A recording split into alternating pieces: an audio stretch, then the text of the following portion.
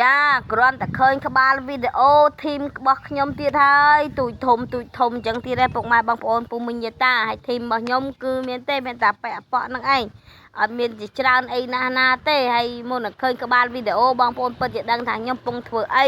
កំពុងសកម្មភាពកំពុងធ្វើអីអញ្ចឹងណាចាដើម្បីចូលរឿងសាច់រឿងយើងឲ្យពេញតែម្ដងសូមពុកម៉ែបងប្អូនពូមីងយាតាទេសនាដូចតទៅតែម្ដងណាពុកម៉ែបងប្អូនចាមុននឹងបានមកកម្មវិធីមុននឹងយើងហូបបាយមានប្រហុកចិញ្ច្រាំប្រហុកមានក្រូចឆ្មាមានជីអីហ្នឹងគឺមុនដំបូងគឺខ្ញុំចិញ្ច្រាំប្រហុកហើយប៉ុន្តែខ្ញុំមិនបានថតពីសកម្មភាពខ្ញុំប្រព្រឹត្តនៃការធ្វើប្រហុករបស់ខ្ញុំទេចាគឺខ្ញុំថតកាត់តែម្ដងហើយ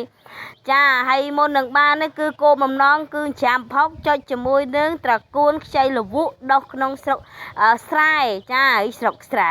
ត្រកួនដុះក្នុងស្រែដែលលាស់ខ្ចីសល់ពីចំហាយនៃទឹកភ្លៀងមកធ្វើឲ្យត្រកួនដែលយើងដាំប្រមាណដងប្រមាណលើកនឹងមកវាក៏ដុះមកសាជាថ្មីលាស់ត្រួយខ្ចីលវក់អីចឹងទៅហើយជាក់ស្ដែងពេលនេះគឺខ្ញុំអត់បានទៅចុះក្នុងទៅកាត់តកួនអីទេហើយក៏មិនបានទៅក្តិចតកួនអីដែរគឺខ្ញុំប្រើក្មួយខ្ញុំតែម្ដងហើយក្មួយហ្នឹងគឺធីមដែលរបស់ខ្ញុំនឹងឯងចាដោយសារបញ្ហាមានទឹកមានអីច្រើនចឹងទៅខ្ញុំក៏ពិបាកធ្វើដំណើរអីចឹងទៅហើយមុននឹងខ្ញុំមកនេះហ្នឹងខ្ញុំមើលហើយមើលទៀតខ្ញុំបញ្ចូលសលេងផងអីធ្វើសំលេងផងហ្នឹងគឺខ្ញុំសើចពីសកម្មភាពរបស់គាត់ខ្ញុំប្រាប់ថាអូនក្តិចតកួនក្តិចតាមមួយមកវាធម្មតាក្មេងអត់ចេះទេអារឿងដេចកាត់តកួនអីហ្នឹងគឺអត់ចេះទេគាត់ទៅដកយកតែម្ដងចាដកផងក្លាប់កាប់ផ្ងាផងក្លាប់កាប់ផ្ងាផងបាសដៃបាសជើងចឹងទៅទម្រាំទីបំផុតក៏បានតកួនម្ដាយនេះឯងចាហូបទៅអ៊ំចាគាត់ថាអញ្ចឹងហូបទៅអ៊ំ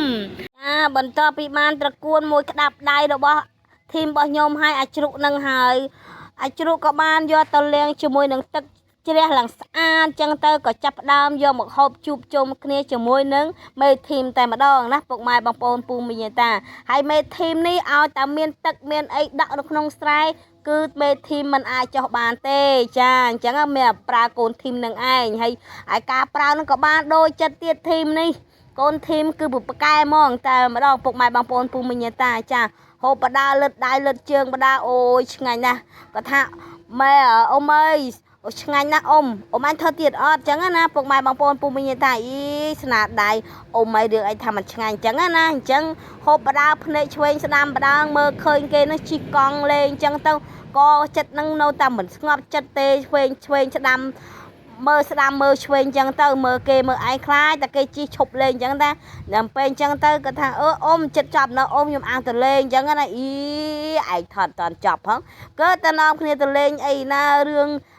រឿងជិះកង់ប៉ុណ្ណាគ្នាគិតទៅក្មេងៗវាមិនដូចចាស់ទេអញ្ចឹងណាពុកម៉ែបងប្អូនពូមីងយាតាចាតម្រាំទៅបានមួយប៉ុស្ហ្នឹងគឺមិនងាយទេណាពុកម៉ែបងប្អូនពូមីងយាតាប៉ុន្តែអ្វីដែលសំខាន់ការទាញរបស់គាត់គឺស្រួលមែនតើបងប្អូនគឺគាត់ស្រស់ស្រួលថាឲ្យតែ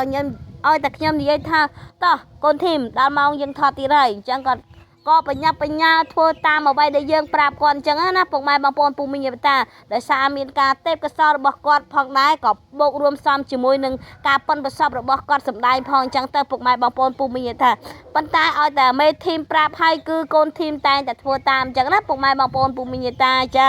ហើយអារឿងហិលហ្នឹងក៏គាត់ណាស់ណាដែរពុកម៉ែបងប្អូនគឺគាត់ប្រកែមែនតែម្ដងចាគឺប្រហុកចិញ្ច្រាំជាមួយក្រូចឆ្មាជាមួយនឹងជីនឹងដាក់ម្ទេសហិលហើយម្ទេសនេះក៏មិនមែនម្ទេសស្រស់ទេគឺម្ទេសស្ងួតតែម្ដងចាម្ទេសស្ងួតណាពុកម៉ែបងប្អូនពូមីងតាចាប៉ុន្តែលើកនេះប៉ះម្ទេសខ្លាំងមែនតែនអូយទ្រាំលេងបានហើយអ៊ំអើយស្រេកទឹកណាបកាច់បកិនហើយអាណិតណាលោកអើយលើកទី1មិនសូវអីទេលើកទី2លើកទី3គិតតែអូម្ទេសពិតជាសមជាមួយនឹងមាត់របស់គាត់ហើយគាត់ក៏មិនអាយបង្អង់យូរគាត់តែតាពីយកពីតាពីយូរគប់សំជាមួយនឹងហិលផងដែរចា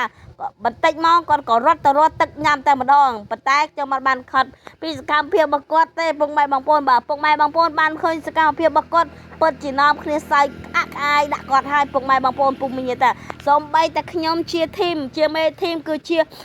អេដមីននៅក្នុងនឹងផងដែរខ្ញុំមានអារម្មណ៍ថាខ្ញុំសប្បាយចិត្តហើយខ្ញុំចង់តែសើចគាត់ទេឲ្យតែគាត់ថតម្ដងចា